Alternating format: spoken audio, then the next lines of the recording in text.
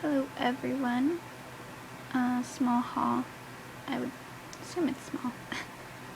Yesterday me and my fiance went to a couple of places, like the Asian market and Dollar Tree and Michael's.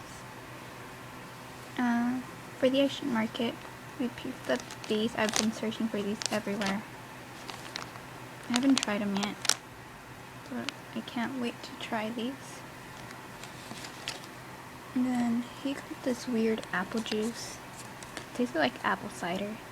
Not sure what it's called. It says, it really doesn't say what it's called. Just this apple drink. Well, I went ahead and got a ramune. I think that's how you say it. That's what I got there. Then went to Michael's and I got some resin. I want to try out resin. Then I hit up Daiso, and that's store for Daiso, and I got this thing to make cake. I already opened it, I haven't tried it out.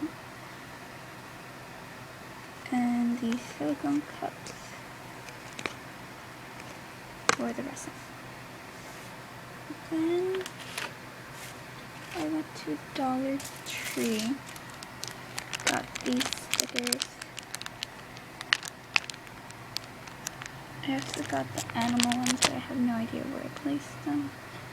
They look similar to that.